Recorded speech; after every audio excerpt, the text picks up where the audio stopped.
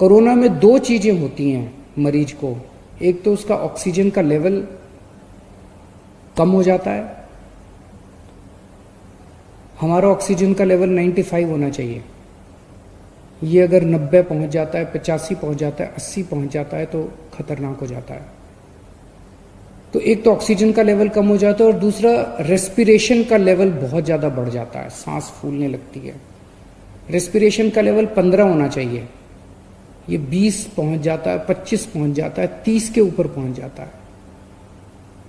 ये देखने में आया कि अगर प्लाज्मा दे दिया जाए तो ऑक्सीजन के लेवल में भी अच्छी बढ़ोतरी होती है और रेस्पिरेशन का लेवल भी गिर जाता है, कम हो जाता है। तो 29 पेशेंट्स को हमने दिया, उसके अच्छे नतीजे आए। उसे हमने केंद्र सरकार को सौंपा और उसके आधार पे केंद्र सरकार ने दिल्ली सरकार के अस्पतालों में भी और कई प्राइवेट अस्पतालों में भी प्लाज्मा थेरेपी करने की इजाजत दी। अब प्लाज्मा थेरेपी की तो इजाजत मिल गई, लेकिन प्लाज्मा कहां से आए? प्लाज्मा वो लोग दे सकते हैं जो अभी कोरोना जिनको हुआ और वो ठीक हो गए। जिन्हें कोरोना हुआ और वो ठीक हो गए, उनके खून के अंदर एंटीबॉडीज बनती हैं जो उन्हें कोरोना से बचाती हैं। अगर उनके खून से प्लाज्मा निकाल के कोरोना के मरीज को दे दिया जाए तो कोरोना का मरीज जल्दी ठीक हो जाता है, उसके शरीर में भी एंटीबॉडीज बननी चालू हो जाती हैं। तो इस टाइम लोग प्लाज्मा लेने के लिए दर दर की ठोकरें खा रहे हैं। इसीलिए दिल्ली सरकार ने तय किया है कि हम दिल्ली में प्लाज्मा बैंक बनाएंगे। ये अपनी तरह का पहला प्लाज्मा बैंक होगा कोरोना के मरीजों का इलाज करने के लिए। देश भर में ये शायद पहला प्लाज्मा बैंक होगा।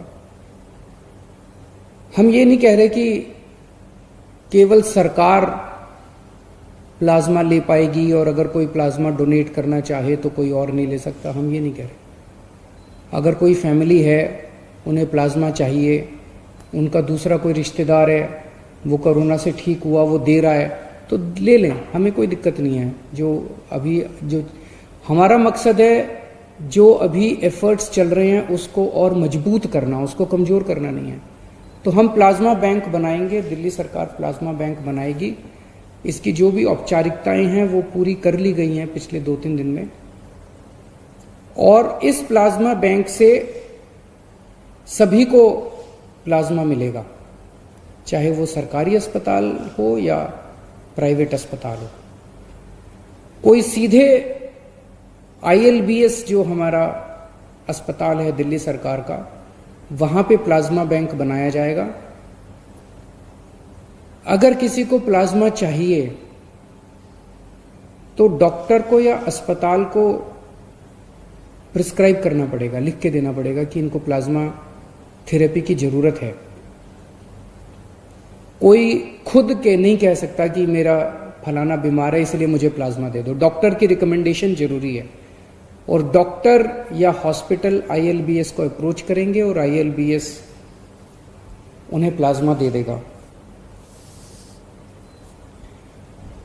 ये प्लाज्मा बैंक हमारा 2 दिन में शुरू हो जाएगा। इसकी सारी कार्रवाई हम लोग पूरी कर लेंगे, लेकिन इसमें सबसे इंपॉर्टेंट चीज है, जो लोग ठीक हो गए हैं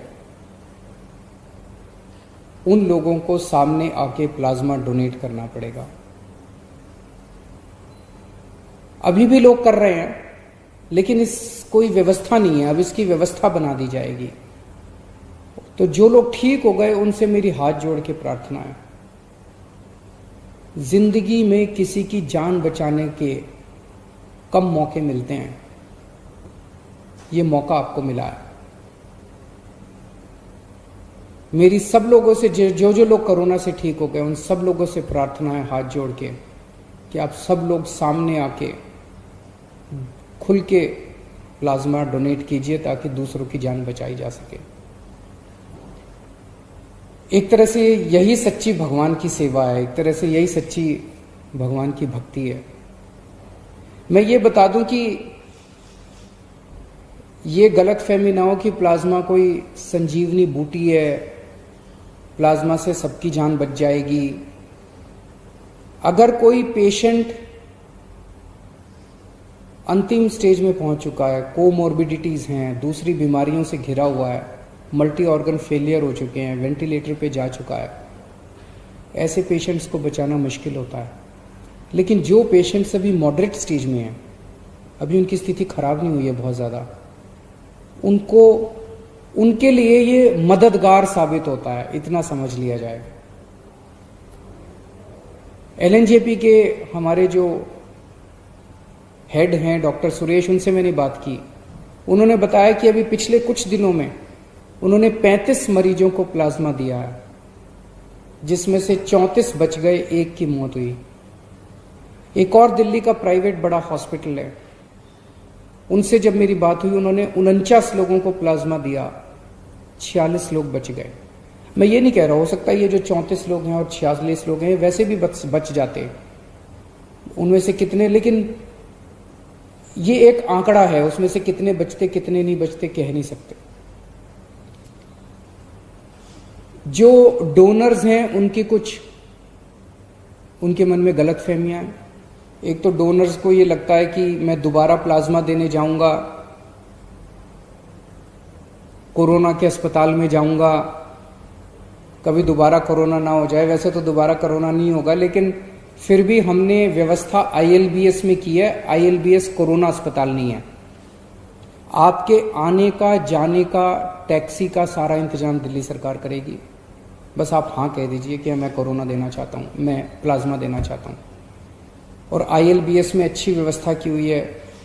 मेरे ख्याल से आधा घंटा पौना घंटा लगता है आदमी को वो देने के लिए।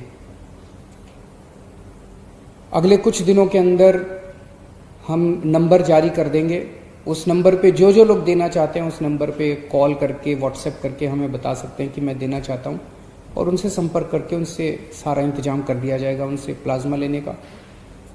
सरकार की तरफ से भी हम कॉल करेंगे, जितने पेशेंट्स अभी ठीक हुए उन लोगों को, उन्हें मनाया जाएगा, उन्हें प्रेरित किया जाएगा कि ज़्यादा से ज़्यादा लोग अपना प्लाज्मा दें। और ये जितने एंटीबॉडी टेस्ट हो रहे हैं, ये एंटीबॉडी टेस्ट से भी बहुत सारे ऐसे लोग हैं जिन्हें कोरोना हो गया, ठीक हो गए, पता भी नहीं चला। एंटीबॉडी टेस्ट से पता चलेगा कि उसके अंदर एंटीबॉडीज बन रही हैं, वो कोरोना होकर ठीक हो चुका है।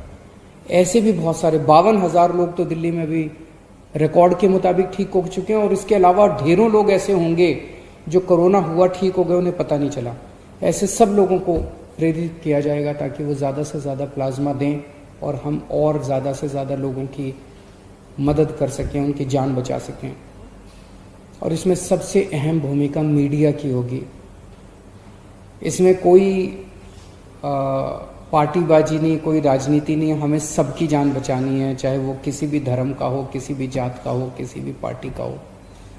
और सब में सब लोग आते हैं, तो उसमें पत्रकार भी आते हैं, उसमें सब तो मेरी मीडिया के साथियों से खास तौर से निवेदन है कि आप लोग भी कैंपेन चला के अपने अपने चैनल पे, अपने अपने मीडिया हाउस में ज़्यादा से ज़्यादा लोगों को प्रेरित करें कि वो लोग प्लाज्मा डोनेट करें और दूसरे लोगों की जान बचाएं। शुक्रिया।